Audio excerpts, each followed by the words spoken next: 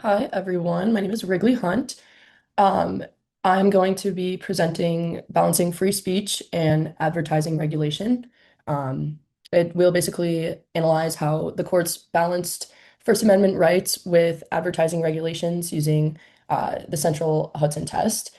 I've kind of focused on how the Central Hudson Test is used to determine whether commercial speech is constitutionally protected and how that test applies to the retail digital network case.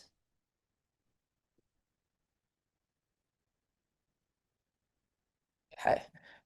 So commercial speech. So before 1976, advertising wasn't even really considered free speech. It was pretty much viewed purely as business activity. That changed with the case Virginia State Board of Pharmacy versus Virginia Citizen Consumer Council. Basically, in that case, the Supreme Court ruled that consumers have the right to receive truthful information through advertising. So Hopkins pretty much has said that if, we want people to do the right thing, then, we have to show them the correct information. And truthful advertising helps consumers make informed decisions, make correctly informed decisions. Um, and yeah, pretty much advertising serves to help the public and not just helping companies sell a product. And so, what is the Central Hudson Test?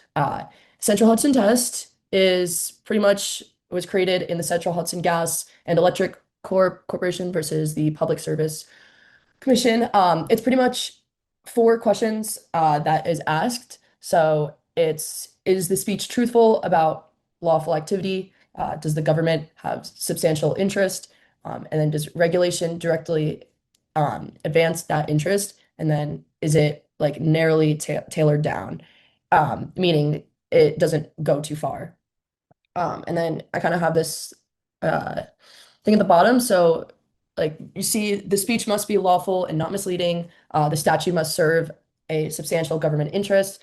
The statute must directly advance that interest, and the statute must be narrowly tailored down, like I said. So yeah, so the Central Hudson Test was really meant to strike a balance to protect free speech, but still allow the government to kind of regulate that advertising that could cause harm to consumers.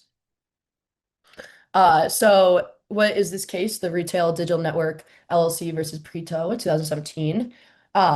This case basically challenged a California law that banned alcohol manufacturers from paying advertisements inside retail stores like bars or liquor shops.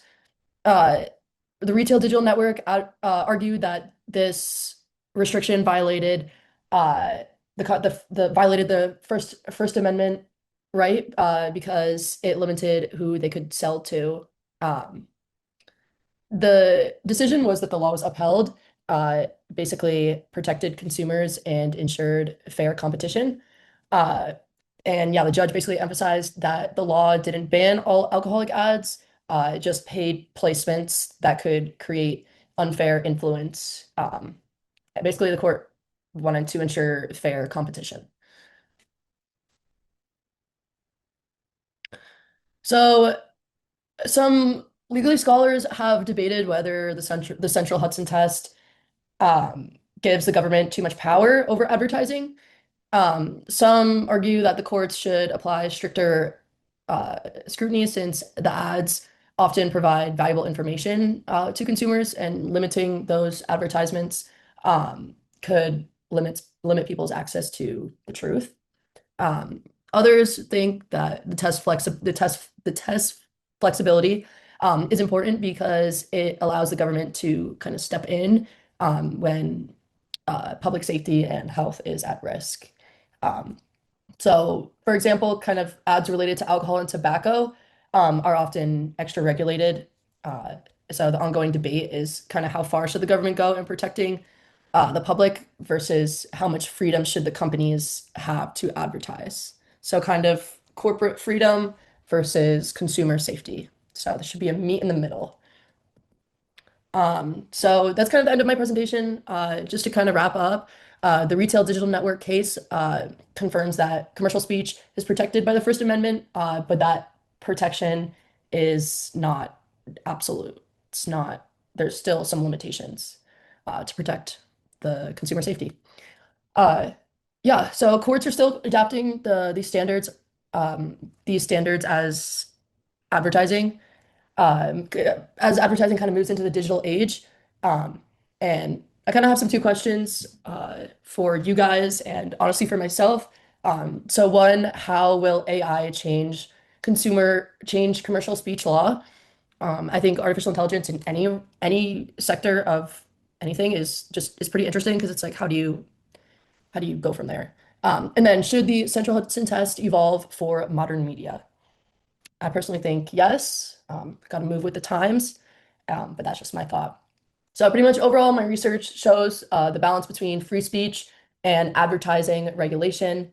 It's constantly evolving, and it's one of the most important areas of the First Amendment law today. Thank you for listening.